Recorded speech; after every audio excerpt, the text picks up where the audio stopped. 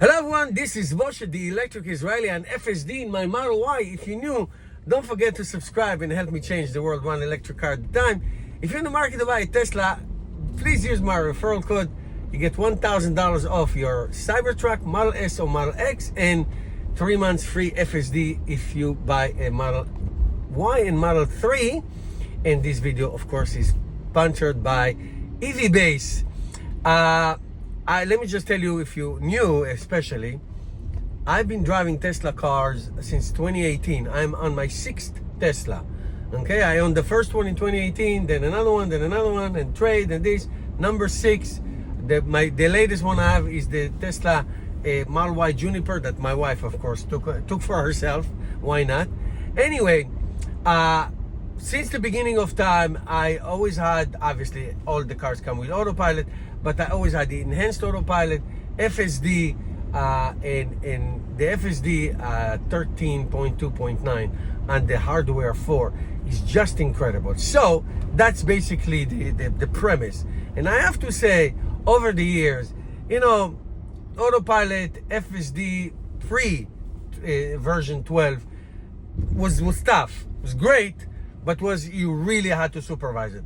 The 13.2.9 is just incredible, and Elon Musk just dropped that in a couple days, maybe a week from now, a version 14 of the FSD, later on version 14.1, and after that version 14.2 is going to drop, and it's going to be incredibly advanced.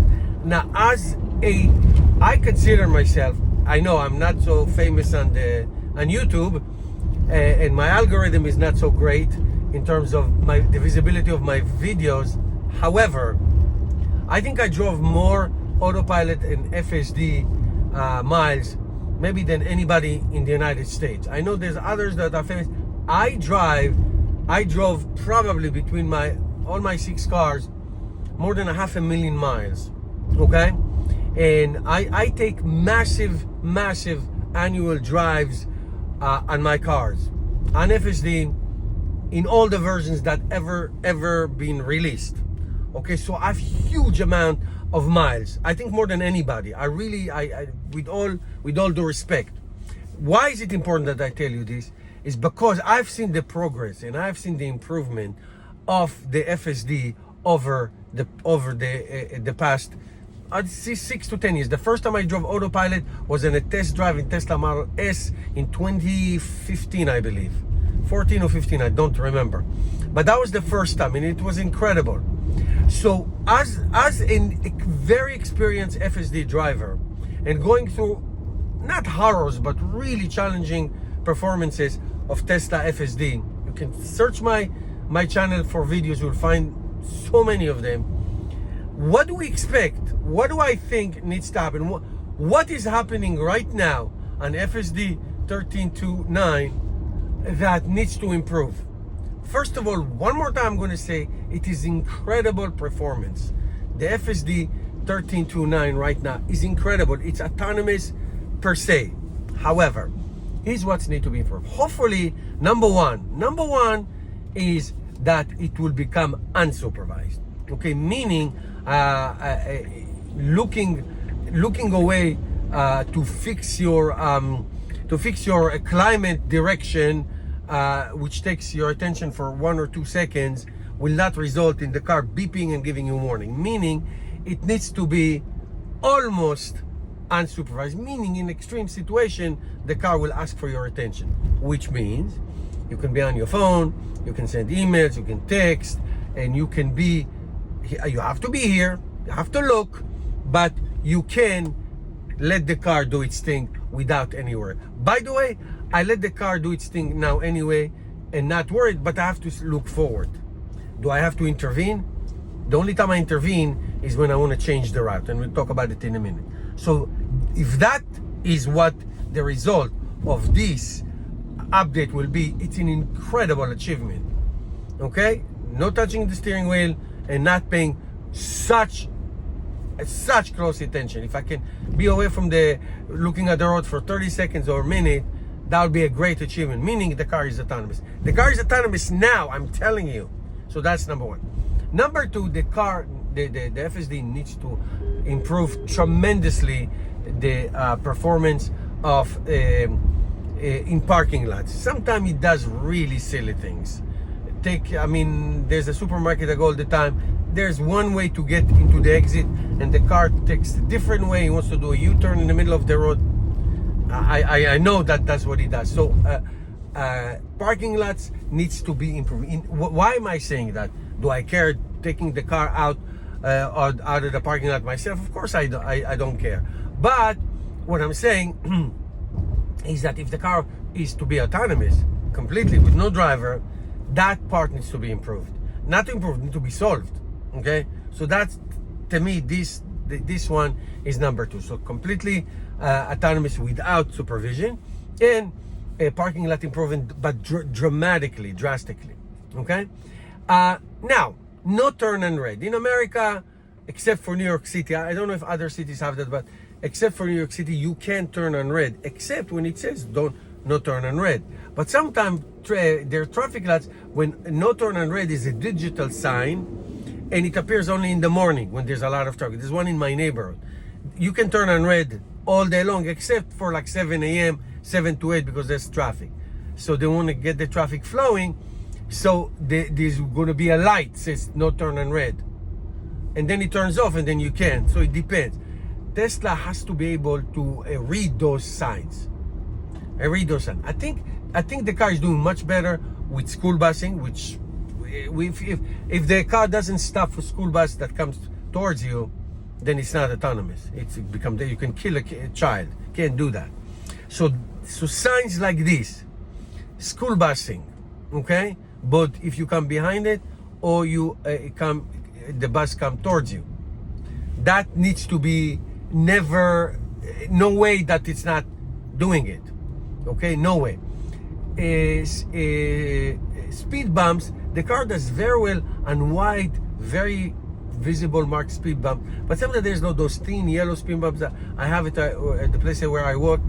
The car doesn't recognize, and it's like a really not pleasant feeling. When I drive, I would slow down and go over it slowly, but those things need to improve. I have to say that arm gates that go up and down, it's fantastic. It used to not doing it, it's doing it. Going in, it will wait for the gate to come up, so it is fantastic. So those areas of signs, parking lots, things like this, any kind of debris, road kills, that need to be solved. Otherwise, it is not unsupervised, because when you see that, if I see a roadkill right now, a deer or something, and I know that the car is not going to go around it, I will have to take over. Then it's not supervised. I have to say, from day one, from version 10, the FSD was always very good with pedestrians. Always very good with pedestrians. Cars who stuck in one-way street or truck need to make a U-turn or K-turn or whatever, the human will recognize that and maybe take a different route or back up a little bit. The FSD needs to do that as well. It's very important that the car anticipates something that would happen. Now, I've been driving for 40 years. Sometimes you hear a truck blew a tire, and the tire is rolling on the highway, and all the cars avoiding it. I never saw it, but I know it happens. I saw one time a truck on fire on the New York Thruway, Route 87, if you know, going towards Albany. I saw that one time in my life. Now, do car fires happen? They happen all the time. How many times you drove on the highway and you saw an accident that already happened? And usually it's like one car hits the other car in front because they didn't keep good distance, and they were distracted and they didn't stop on time. Do you know how many of those I observed in my life actually happening? Zero. So, in other words, those are rare occasions when debris falls off trucks, a tire roll off on the highway.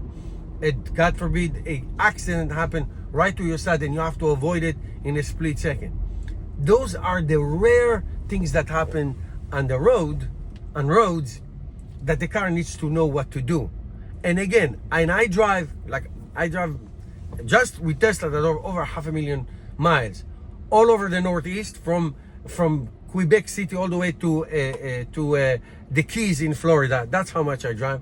West Coast, I was in Vancouver, abroad in the Middle East. I drive Teslas as well, and I never seen an accident like that, like happening right now. I saw it afterward. I saw a motorcycler roll over a highway, but I came after it happened. In other words, the point is, I'm trying to tell you, is that those rare occasions, the car needs to know what to do to avoid accidents like this. One thing I can also tell you, and this I experience all the time, and I do take over. I'm going to talk about maps in a minute, so stay with me, don't go anywhere.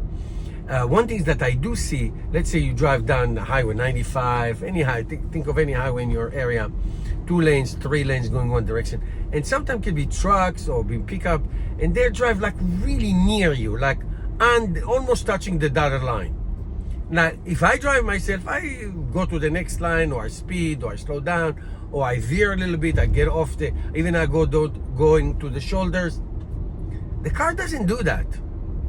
The Teslas don't do that, and it's very uncomfortable situation, especially truck drivers who freak me out when I see them. I try to avoid them in any cost. So sometimes speeding, getting away, and with Tesla you speed right, I mean the torque is amazing. Speeding and getting away from the situation is the solution. So speeding or slowing down or going to the shoulders, things like this, these are the performances that Tesla has to do. Now, I know what I'm about to say, it's not going to happen, but sometimes, because Tesla is using the maps, the Google Maps, sometimes the route of the maps are so stupid. Can I save my preference route to that destination if I go to it every day? Let's say I go to work. Can I save that preference route, and Tesla will take me this way unless there is an accident or there's a road closure and Tesla will take me some places? Can the map know, like Waze does, that there is a road closure and already choose a different route? Relying on this map, I tell you, the only time I take over FSD is when Tesla, the maps, not the car. The car will do whatever the map says. The car is great. That the map, these Google Maps that we have here, will choose like a stupidest route. Or Waze will find you an alternative route that will save you 20 minutes, but the map and the car did not catch up with what happened. So the maps are the issue. There is an exit on my way home from a certain highway, Highway 24 in North New Jersey, that the map takes the wrong exit every single time. It takes the wrong exit, and so I'm taking this exit, and then I'm going to do a U-turn in the middle of the road to go to the right direction when the next exit is the right exit. And I always have to take over that, like always, 100% of the time. Always. Sometimes something happened and it will actually take the right exit, but all the other times it takes the wrong exit. So it's the maps.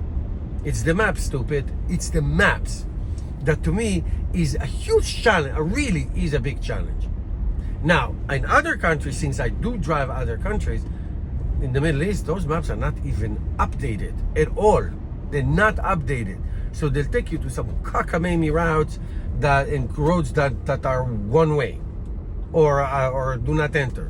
That's what I mean. So the progress is amazing. Don't get me wrong. FSD is amazing. I love it. Amazing. The car. So, but those challenges that I mentioned to you need to be improved. See what happens. I'll make so many videos once I get it, hopefully next week. Thank you guys for watching.